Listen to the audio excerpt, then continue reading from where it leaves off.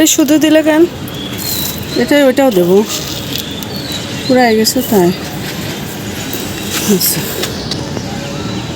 আচ্ছা বেবি খাও, এক চামচ খাও। খাও চিপটাই। এই তো হাঁকাটা। সেই তো পারিস।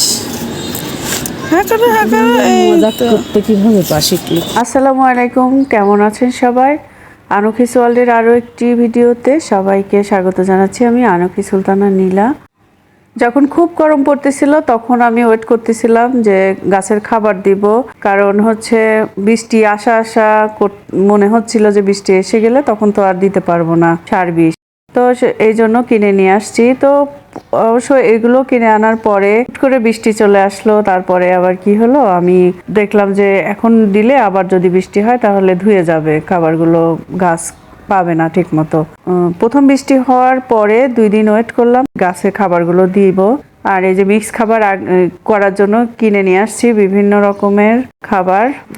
এই যে রাসায়নিক কিনেছি টিএসপি আর পটাশ, অর্গানিকের মধ্যে কিনছি ভার্মি কম্পোস্ট আর শিংকুচি, হাড়ের গুঁড়া আর এপসাম সল্ট হচ্ছে আলাদা করে দেব, আবার এমনিতে স্প্রে করে দিব, আর এমনিতে গোড়ায় আলাদা করে দিলেও হয়। তো আমি দুইটাই দেব, কারণ গাছগুলো অনেক দিন খাবার দেওয়া হয় না, এই জন্য কেমন হলুদ হয়ে গেছে কিছু কিছু গাছের পাতা। লেবু গাছের পাতাটা সাদা, পাতাগুলো কচি পাতাগুলো একদম সাদাটে হয়ে গেছে। প্রথম দিকে শিরা দেখা যাচ্ছিল সবুজ, আর এখন দেখা যাচ্ছে যে একেবারেই সাদা হয়ে গেছে আর মুড়মুড়ে টাইপ হয়ে গেছে। তো আমার মনে হচ্ছে যে এটা হচ্ছে ম্যাগনেসিয়াম সালফেটের অভাব, এই জন্য আমি কিনে নিয়ে আসছি এগুলো। আর বেগুন গাছের পোকা ছিল, সেই পোকার জন্য একটা পেস্টিসাইড দিল ওরা বললো। আর ফাঙ্গিসাইড তো আমি দেই গাছের হচ্ছে ছত্রাক যাতে না হয়, ছত্রাকনাশক হিসেবে আর একটা প্যাকেট কিনে এনেছি। তো এইগুলো আমি এখন মিক্স করে গাছে দেব, আমার বারান্দার বাগানের গাছগুলোতেও দিব, ছাদেও দিব। তো আপনাদের সাথে সেটাই শেয়ার করব আজকে, দেখতে থাকুন।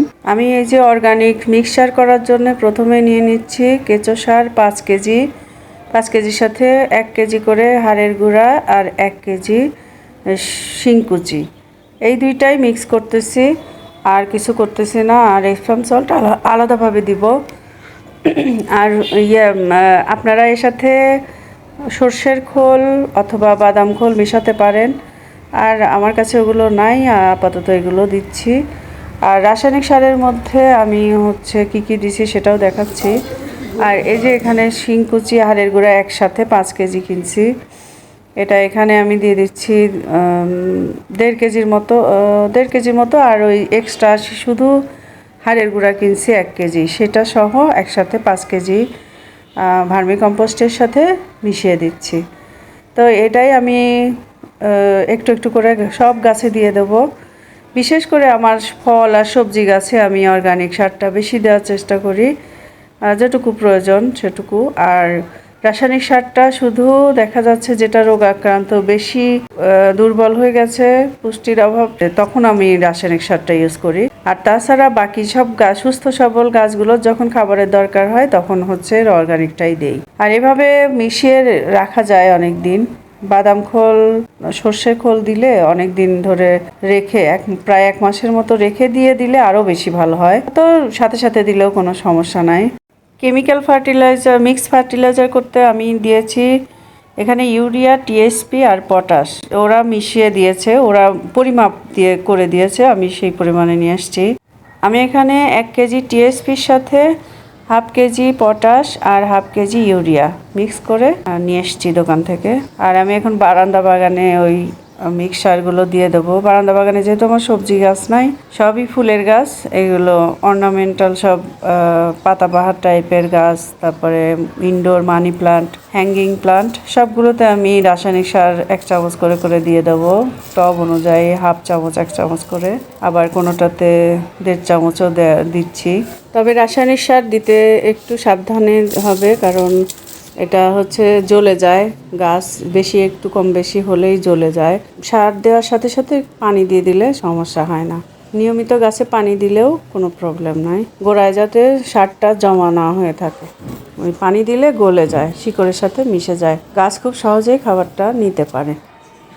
অনেকেই বলে হ্যাঙ্গিং প্লান্টের যত্ন আমি কিভাবে নেই। এই যে মাসে একবার এভাবে রাসায়নিক সার আর একটু পিজিআর স্প্রে করে দেই, মানে একটা growth hormone, plant growth hormone একটু স্প্রে করে দিলে ইনডোর প্লান্টগুলো খুব ভালো থাকে। আর মাসে একবার রাসায়নিক সার আর একটু ভার্মি কম্পোস্ট দেওয়া যায়, দিলে ভালো। সব গাছের জন্যই ভার্মি কম্পোস্ট খুব ভালো হয়। আর এইভাবে যত্নটা আপনারা হচ্ছে যে কোনো ইনডোর প্লান্টেই করতে পারেন। আর এই গাছটা হচ্ছে কাঠটগরের গাছ। কাঠটগরের গাছটা আমার কাটিং থেকে হয়েছে। 3টা ডাল এনে লাগাইছিলাম, তার মধ্যে 2টা টিকে গেছে, একটা হয়নি শুধু। আর 2টাতে মানে কি বলবো, পাতা আসার আগেই যেন ফুল চলে আসছে।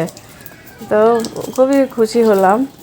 অবশ্য ফুলগুলো খুব ভালোভাবে ফোটেনি, কারণ সবেমাত্র চারা গাছ, যেহেতু ডাল থেকে কাটিং থেকে সবেমাত্র চারা হয়েছে, এই জন্য খুব বেশি ফুল হয়নি কাঠটগরের।